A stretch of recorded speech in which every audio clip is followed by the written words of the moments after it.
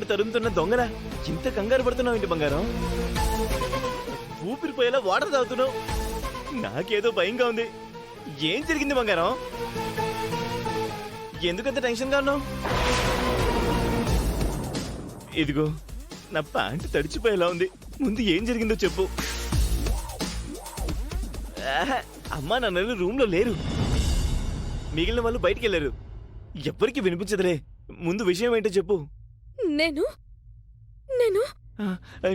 నువ్వు చెప్పు. ఓరే నాయుడు, ఈ టెన్షన్ భరించడం నా వల్ల కాదు. తొందరగా చెప్పు. అంత పెద్ద గ్యాప్ ఇవ్వకు. అక్షయ్ను అక్షయ్ని ఏం చేసావే బాబు? ఇప్పుడు ఆ చాగునితో ఎందుకే? చంపేశాను కృష్ణ.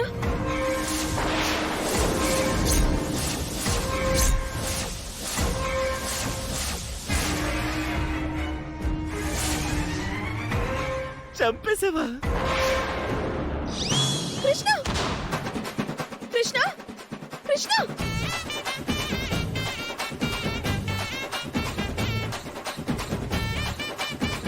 కృష్ణ లే లే.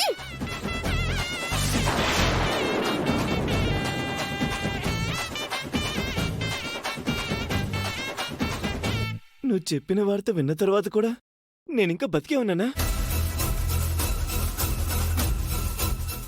అక్షయ్ విషయంలో ఆ కావేరితో మాట్లాడడానికి వాళ్ళింటికి వెళ్లేసరికి అక్కడ నాకు భయంకరమైన నిజం తెలిసింది.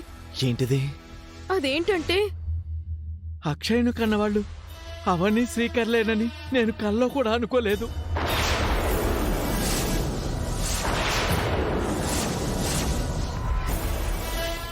ఏంటి? అక్షయ్ అవని కూతురా? అరవకు. అక్షయ అవని కూతురా? అవును. ఈ షాకుల మీద షాకులేంటే బాబు. అక్షయ అవని కూతురు కావడం వలనే, దానికి మీ అమ్మ జాతకం రావడం వలనే దాని దగ్గర అన్ని పవర్స్ ఉన్నాయి. అందుకే అది పూజ గదిలోకి వెళ్లడం దగ్గర నుంచి అన్ని పనులు చేసేస్తుంది. అలాంటిది బ్రతికుంటే మనకి ప్రాబ్లం అని అనుకుంటూ వస్తుండగా రోడ్లో అది కనిపించింది.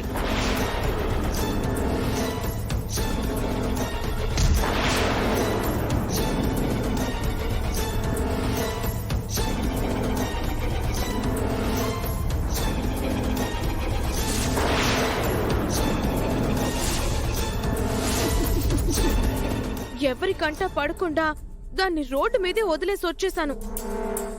అయితే చచ్చిపోయింటుందంటావా?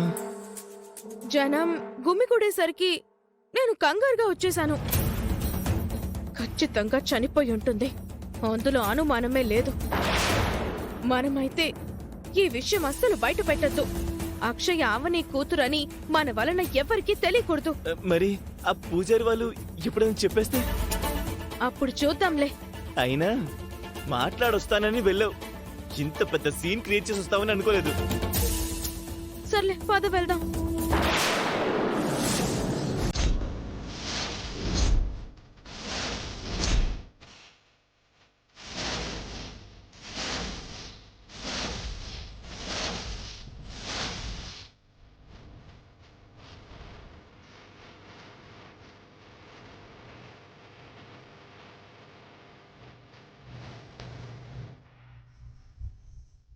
ఏమైంది? ఇక్కడికొచ్చి ఏం మాట్లాడుకుంటున్నారు? ఏం లేదమ్మా. ఎందుకు కంగారు పడుతున్నారు? అత్తయ్య, తెలిసిన వాళ్ళకి బాలేదు. హాస్పిటల్లో డెత్ బెడ్ మీద ఉన్నారు. దాని గురించే మాట్లాడుకుంటున్నా. అవునా? అవునమ్మా. అయినా నువ్వేంటి సడన్ గా ఇలా వచ్చావు?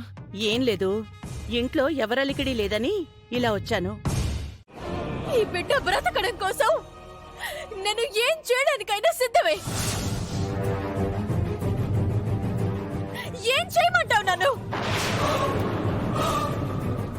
పూజారి గారు, మీ అమ్మవారిని ప్రసన్నం చేసుకోవాలంటే ఏం చేయాలో అడిగి చెప్పండి.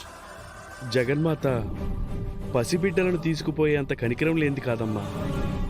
నీ ఆవేదన నాకు అర్థమైంది. నేను కొన్ని కఠినమైన పూజలను నియమాలను చెప్తాను. చీకటి పడిన తర్వాత వాటిని ఆచరించు. అమ్మవారు ఈ బిడ్డ మీద కరుణను చూపిస్తుంది. నేను ఎలాంటి కఠినమైన పూజలకైనా సిద్ధమే.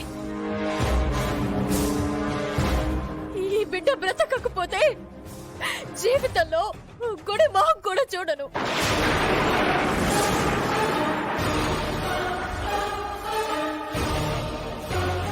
ఓ భక్తురాలికి ఓ అమ్మవారికి మధ్య యుద్ధం ఇది.